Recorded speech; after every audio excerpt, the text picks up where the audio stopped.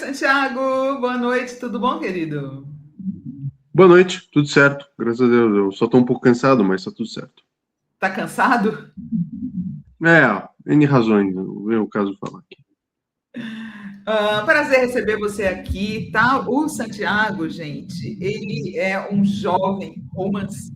Ele lançou um romance chamado O Testemunho. Coloca a capa, por favor, aí, Gui, do livro do Santiago. O Testemunho, Santiago Delgado, está saindo pela editora Viseu, tá? Eu queria conversar um pouquinho sobre o seu livro. Você também é historiador, né, Santiago? Eu sou formado pela PUC São Paulo na licenciatura e no bacharelado. Certo. Seu romance, ele é ambientado mais de 3 décadas antes do surgimento de Hitler, né? Uhum. Você acha que o nazismo sempre existiu? Olha, não é que ele sempre existiu, tá? Mas as bases para ele estavam no Império Alemão, efetivamente, sabe? Existia no Império Alemão, claro, se você levar em conta que os grupos minoritários que iam ser exterminados na Alemanha nazista estavam muito bem integrados no Império Alemão, isso é uma coisa que a se pensar, né? O nazismo surgiu em outro contexto, outra época, com outras características, mas assim, as ideias principais são de nostalgia do Império Alemão e é esse objeto de análise, sabe? Basicamente, não de análise, mas de construção da história, né? Basicamente é isso. Essa questão do preconceito, do antissemitismo, também é uma coisa muito antiga na história da humanidade, né? Uhum. Desde Inocêncio III na Europa, que era um papa, né? Um papa que é desde 1198, se você levar em conta que ele era eleitor nesse ano, mas o papado dele papado é reinado do papa, tá? Pra quem não sabe. Mas o papado dele vai até 1216. Ele fica 18 anos no cargo quando ele morre de malária, né? E Uhum. ele deu as bases do antissemitismo medieval. A partir disso foi se aprimorando, entendeu? A igreja foi perseguindo de outras formas os judeus e povos semitas, enfim. É uma coisa que a gente tem que pensar, né? O nazismo só se apropriou disso e transformou numa máquina de morte, entendeu? Realmente. Mas o livro não tem o nazismo no meio, mas senão as bases dele. Então, eu penso que é algo nesse sentido. Tinha um terreno fértil para o nazismo surgir, é isso? Tinha. Porque apesar da boa integração desses grupos na sociedade, dos judeus na sociedade, de outros povos semitas também, ciganos, por aí vai, cara, eles pensam que eles não ocupavam nenhum cargo de liderança específico dentro das instituições do Estado. Eles podiam ser grandes comerciantes, grandes banqueiros, grandes empresários. O próprio pai da Anne Frank, o Otto Frank, ele vinha de uma família nesse sentido, de comerciantes médios, sabe? Mas aí, agora, você pedir para eles serem um general do exército alemão é um pouco demais, entendeu? Sim. Seria algo nesse sentido, sabe? Uhum. A sociedade alemã tinha esse preconceito enraizado, porque eu já vi alguns historiadores e algumas pessoas, mesmo biógrafos, houve muitos judeus poloneses que vieram para o Brasil, né? E muitos deles jamais voltaram para a Polônia, ao contrário das pessoas que vinham da Alemanha, que voltaram para a Alemanha algumas vezes, que vieram dos Estados Unidos ou que vieram de outras partes, os judeus voltaram para os seus países de origem, mas os judeus poloneses rejeitam a Polônia, porque eles dizem que historicamente sempre existiu antissemitismo na Polônia, não é isso?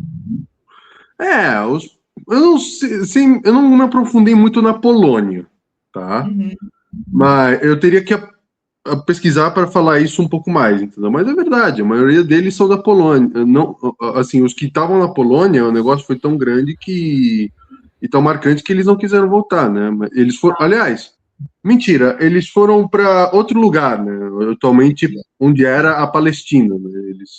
Eles se colocaram lá depois, inclusive depois de iniciativa da própria União Soviética, tá? Para quem não sabe, a União Soviética foi um dos principais pioneiros na criação do Estado de Israel. Então, assim, toda aquela situação se deve, em parte, pela União Soviética também.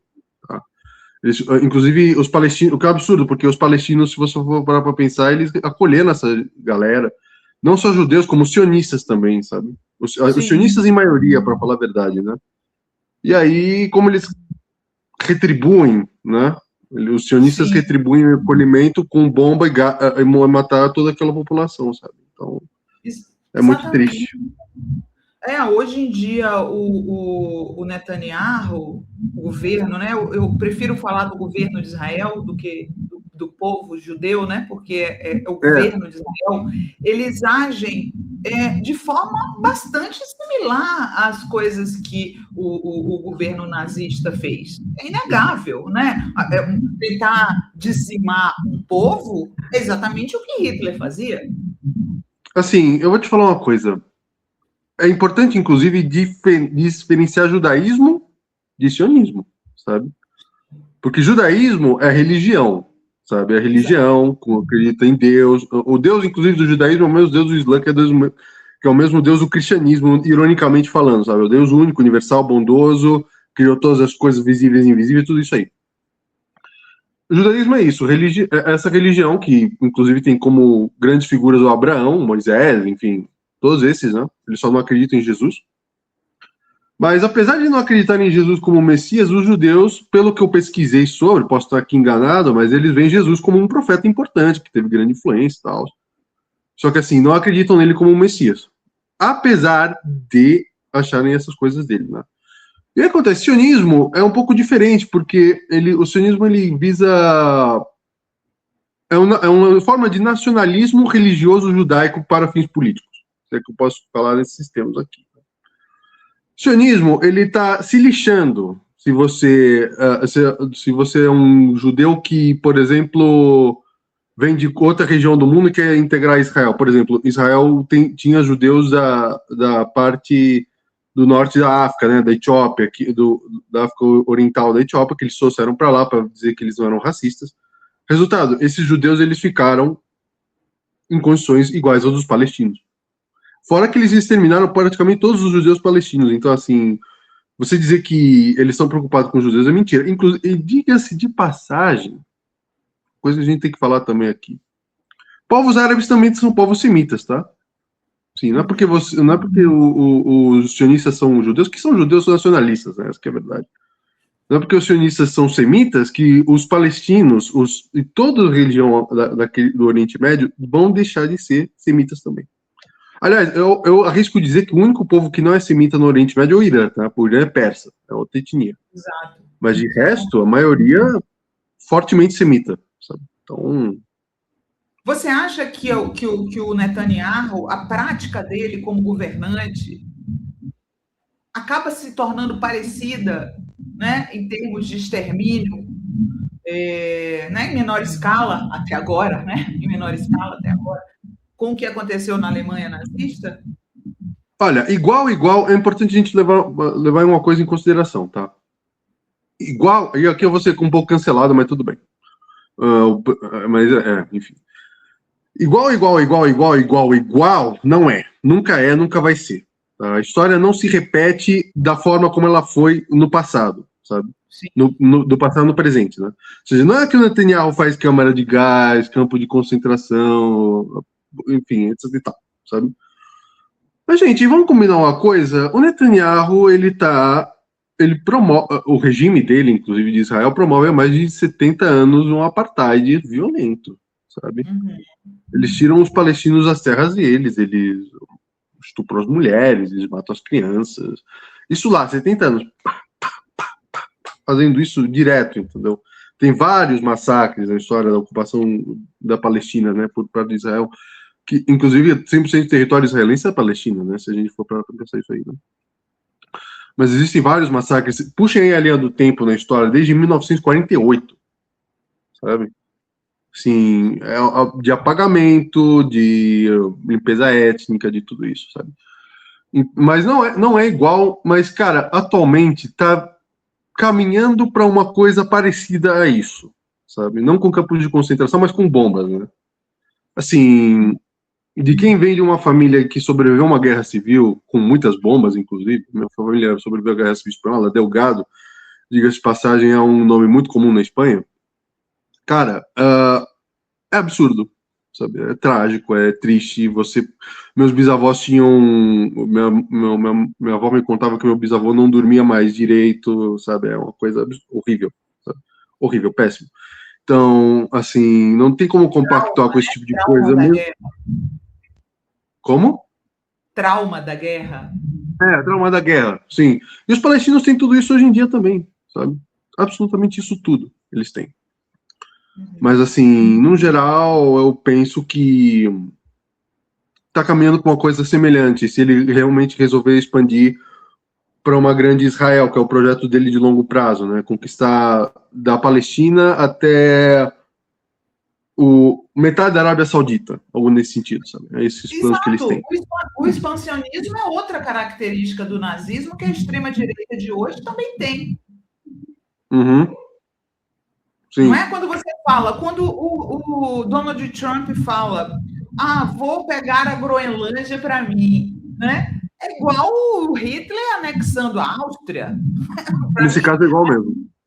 A sede expansionista da extrema-direita é muito similar à de Hitler, eu acho. É similar mesmo.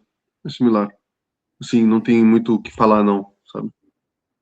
Santiago, o protagonista do seu livro se chama Richthofen.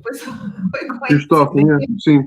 Eu escolhi esse nome não de propósito, mas porque ele era um nome muito singular, sabe? Eu sei de todas as histórias da Suzane e tal, mas assim, eu queria fazer uma coisa mais singular, sabe? Assim, do tipo... Tem pessoas boas no mundo também, sabe? Não só pessoas ruins que matam os pais, sabe?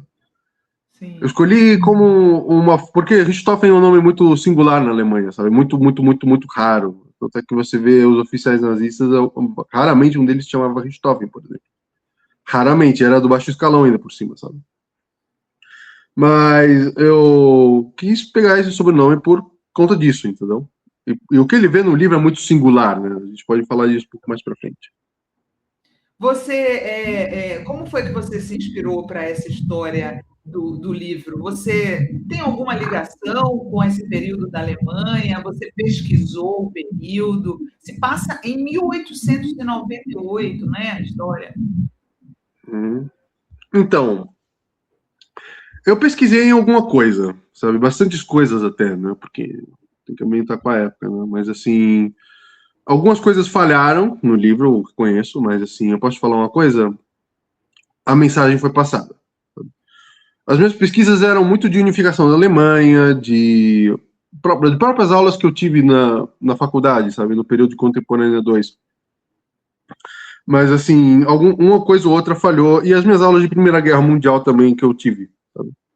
De dinâmica geral do Império Alemão, tudo isso, sabe?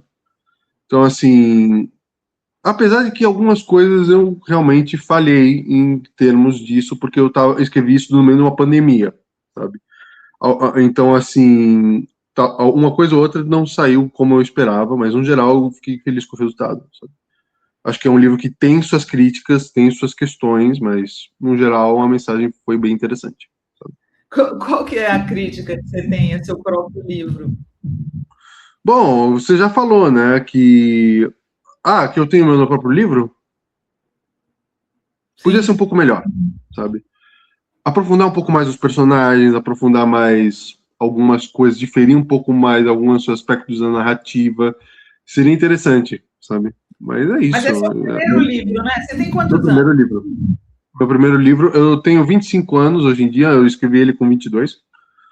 E, olha, mesmo escrevendo com 22 anos, eu acho que foi um impacto interessante que gerou nas pessoas que leram ele, sabe? Então, assim, vale a pena, tem um contexto histórico interessante, sabe? É porque eu ambiento no pré-guerra justamente para fazer uma provocação, sabe? Do tipo, a Primeira Guerra Mundial nem estourou e os caras já estão nesse nível de fanatismo, fora que eu intercalo com temas atuais, a gente estava vivendo a pandemia, governo Bolsonaro, tudo isso aí. Então, acho que o resultado ficou bem interessante, apesar de que alguns aspectos podiam ser melhores. Olha só, eu fiquei curiosa com uma coisa. Você mergulhou na história da Alemanha para fazer esse livro, né? que se passa num internato. Mas eu fiquei em dúvida com relação a uma coisa, Santiago. Já existiam internatos mistos no século XIX? Então, acredito que sim, só que eram de alas separadas, sabe? Eu tive isso melhor em história da educação, sabe? Ala feminina, ala masculina, as mulheres aprendiam coisas bem básicas, sabe? Coisas do tipo de valores morais cívicos, as matérias básicas, a própria alfabetização, né? Era muito tida mas era tudo separado dos homens, sabe? Os homens, eles iam realmente se formar enquanto quadros da sociedade que ia governar tudo. E aí, o que acontece? As mulheres tinham uma educação bem básica para serem donas de casa, sabe? Uma coisa nesse sentido. Eu imaginei o internato justamente como uma espécie de, como a gente pode falar assim, de escola segregacionista desde o início, sabe? Que separa homens e mulheres. Isso já existia, mas era muito inacessível, sabe? E era para elite mesmo, entendeu? Do tipo, os que formam os oficiais do exército, assim vai. Sabe? E você não quis escrever sobre, já que você falou que é descendente de republicanos espanhóis, você não quis escrever sobre a história? Não, eu não sou descendente de republicanos espanhóis. Eu sou descendente de espanhóis, mas a minha família foi vitimada pelos dois lados na Guerra Civil, sabe? A gente não tem nada a ver com isso, pelo amor de Deus. A gente não tem nada a ver nem com um lado nem com o outro, assim, a gente só tentou sobreviver. Você não quis escrever sobre o fascismo na Espanha? Na Espanha, eu pretendo escrever um dia sobre isso, sim. Eu tenho um projeto de livro também, no mesmo ambiente, no mesmo universo do testemunho, que aborda a Guerra Civil Espanhola, por exemplo. É uma ideia, está maturando ainda. Pois é, porque é legal escrever com alguma coisa pessoal envolvida, né? Acredito que desse lado alemão você não tem nenhuma relação de família ou pessoal, não é? Não, de família pessoal não. Eu só gostava de pesquisar as coisas da época do Império Alemão, do nazismo, por aí vai, sabe? Como é que você vê esse crescimento da extrema-direita no mundo hoje? Também existe no mundo esse caldo que favorece o ressurgimento de uma extrema-direita fascista? Bom, sempre tem, né? Tudo muito preocupante, sabe? Tudo muito preocupante, para dizer o mínimo, porque, querendo ou não, é isso, sabe? Eles vêm com respostas muito fáceis e muito prontas para problemas muito complexos e muito difíceis, sabe? O convite que eu faço para as pessoas que, de repente, estão ouvindo a gente é o seguinte: questionem as respostas fáceis, sabe? Porque em meio a respostas fáceis vem problemas ainda piores e consequências graves, inclusive. Assim, eu vejo isso tudo com muita assim, parafraseando, né, um pouco Pio XI, mas não tanto, né? Pio XI escreve que era o Papa que a priori apoiou os fascistas e o Hitler, né? Ele escreve em 1937 uma encíclica, depois das Noites dos Cristais na Alemanha, ele escreve assim, uma carta que é titulada em alemão dizendo com ardente preocupação, sabe? Eu acompanho com ardente preocupação todas essas coisas que vem acontecendo, sabe? Toda essa ascensão neofascista mundial, porque, bom, eles se dizem antissistema, mas eles são tão sistema como qualquer outra coisa, sabe? Assim, se você for parar para ver a mamata dos caras, é uma coisa impressionante, entendeu? Assim, os caras vivem falando de mamata, mas, pô, cara, não foi tu que comprou 51 imóveis com dinheiro vivo? Qual é a origem desse dinheiro, sabe? Não é? É corrupção absurda, entendeu? É muita corrupção, má gestão do Estado, ainda mais eu que sou professor, eu vou ter que encarar a rede pública, sabe? Então, é preocupante, sabe? Você, assim como jovem, escritor, estudioso desses assuntos, como é que você vê, a paralelo a esse crescimento do neofascismo, tem uma masculinidade tóxica nas redes horrível, né? Como é que você vê esse movimento? Olha, os Red Pills, acerca deles, né, em específico, para mim, eles se dizem homens muito machos, mas eles não são homens de verdade, né? assim, são homens para crescer para cima de mulheres, sabe? Assim, é isso, sabe? Para falar que toda mulher é bom, não vou falar a palavra aqui, né? Porque ela é muito feia, né? Mas vocês entenderam. Toda mulher é P, aquela coisa lá. Aí tem também os caras que tratam as namoradas que nem lixo. Cara, de verdade, eu acho que são meninos frustrados que não tiveram nunca namorado na vida, foram rejeitados por mulher. E, cara, é absurdo, entendeu? É uma coisa ridícula. Chega a ser patético, entendeu? Porque essa galera acha que tá abafando, não sei o quê, mas, cara, desculpa, você não é homem de verdade, irmão.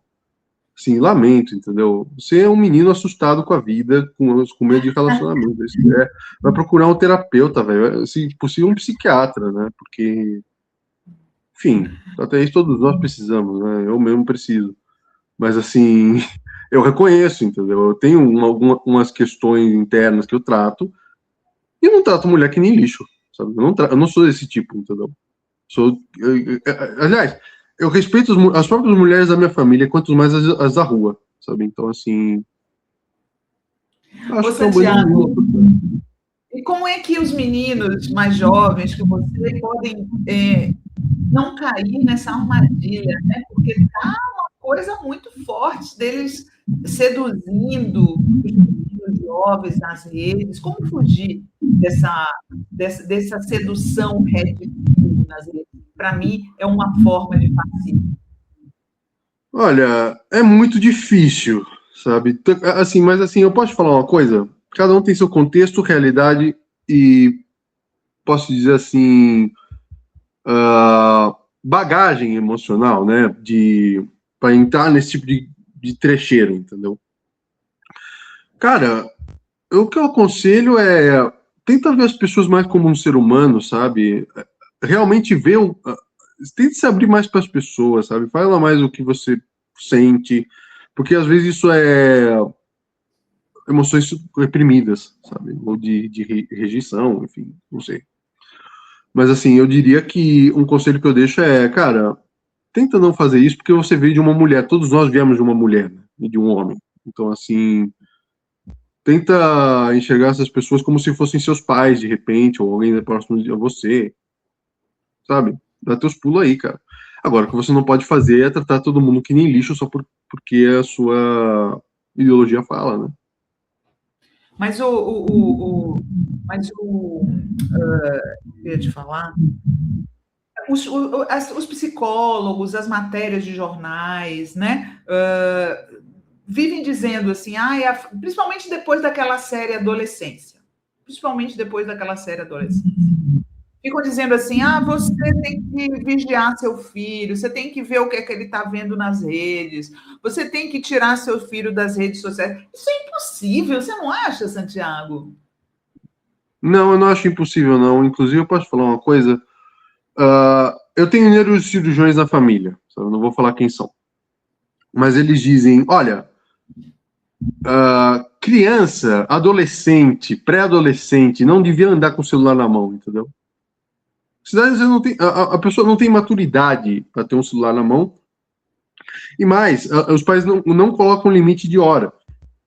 Porque se eles colocam limite de hora, aí o filho briga, entendeu? Dá um tapa na cara, bate no pai.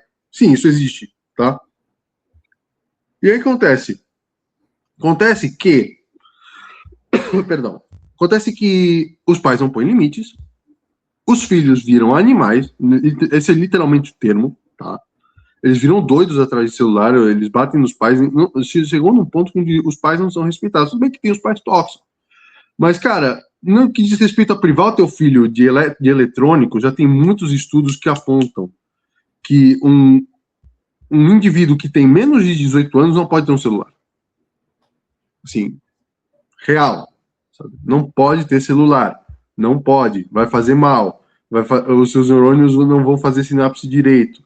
Eles não vão... Assim, quando eu tiver meus filhos, um dia, se por acaso isso acontecer, eu não namoro nem nada ainda, tá? Só pra quem tem curiosidade. Mas, assim, se um dia eu tiver meus filhos, cara, eles vão ser privados de celular até os 14 anos, no mínimo. Não? Pra não falar os 18, sabe?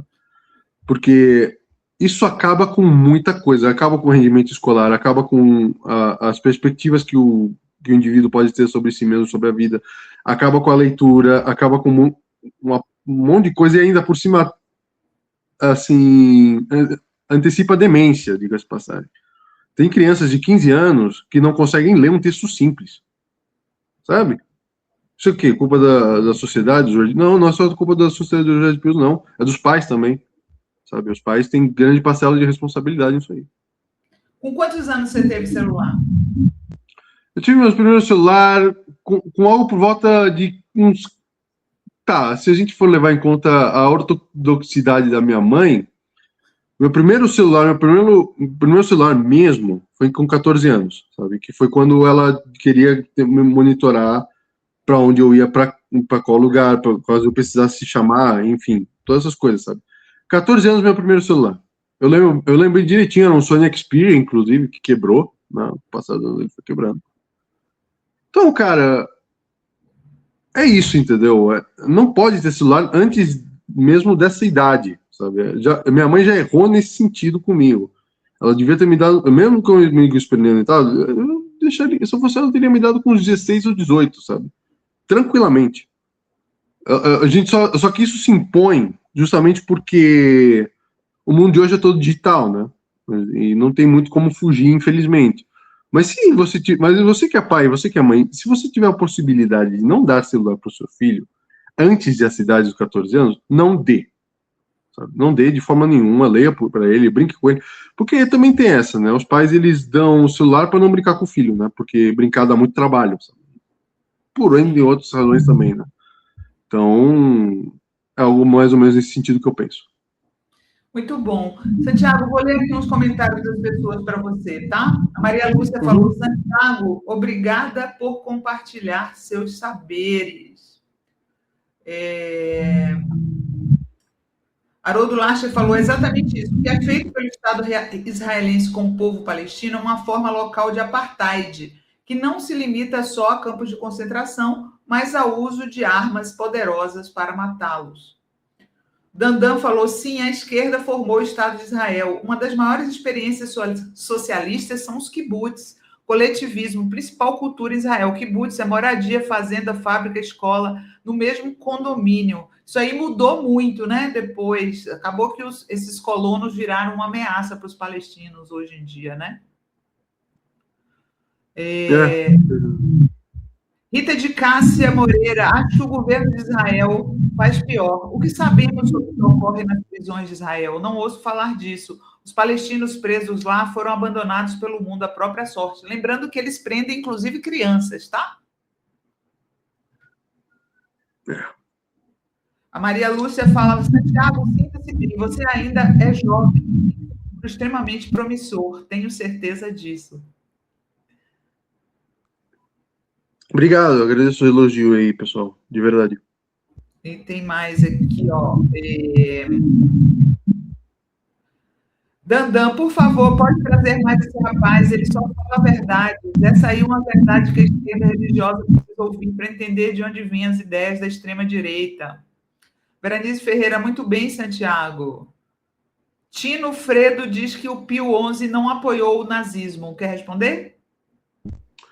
Então, assim, o Pio XI, ele tá, o nazismo talvez seja um pouco extremado, tá? Mas tem registros que é provável que ele tenha, não que é provável, mas ele apoiou em alguma medida o fascismo, sabe? Porque para quem não sabe, o Pio XI, a cidade do Vaticano, como a gente conhece hoje, tá bom? O Vaticano, ele é um acordo, a cidade do Estado atual autônomo estatal. Antigamente, lá atrás, tinha os estados papais, tá bom? Os estados papais eram a região norte da Itália e várias outras regiões do norte da Itália, do centro ali da bota, né?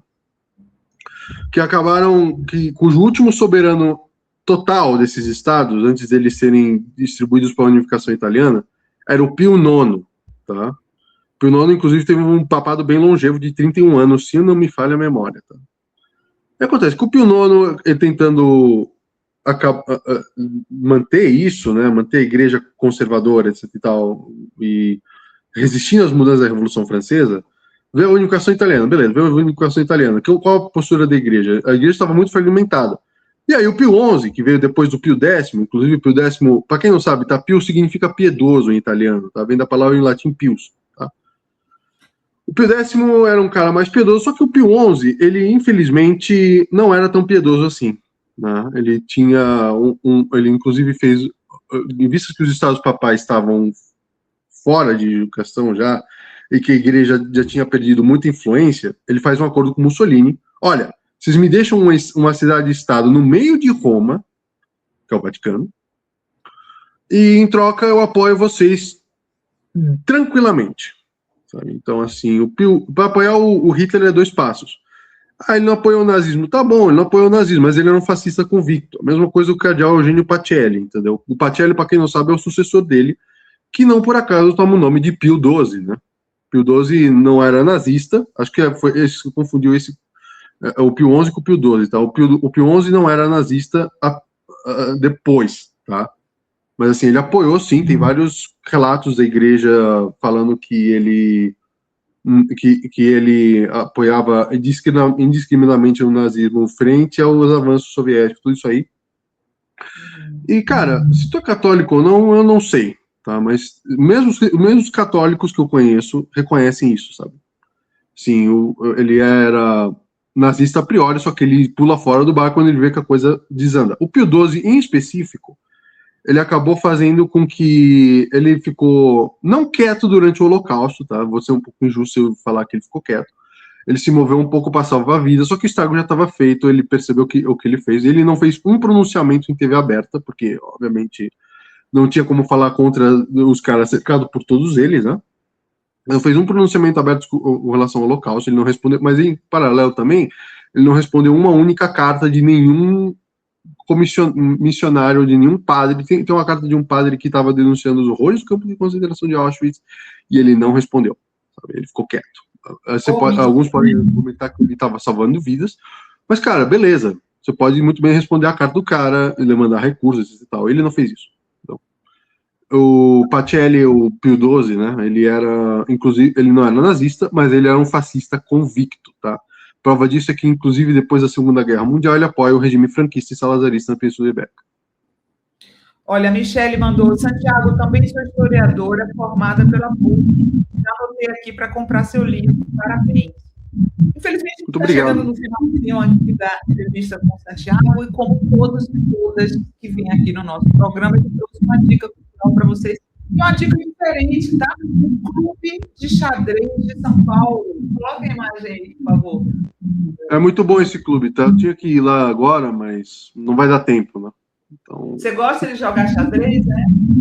Eu adoro xadrez. A minha abertura favorita é a abertura espanhola de E4, e com pretas eu gosto de jogar defesa siciliana. Então, sim, eu gosto de xadrez.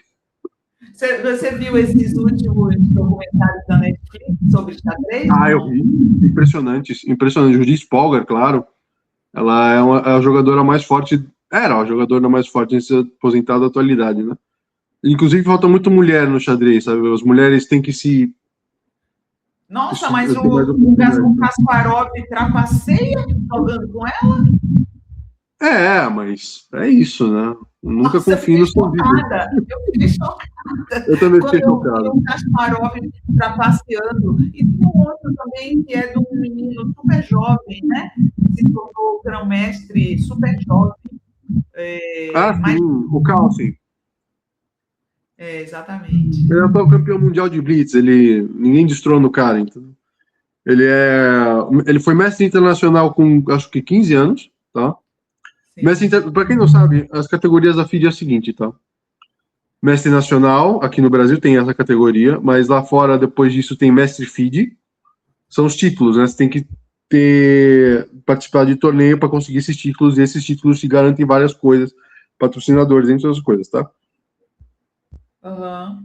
Depois de mestre FIDE... Não é o Carlsen que eu tô falando, ele é um cara da Noruega, talvez. É o Carlsen.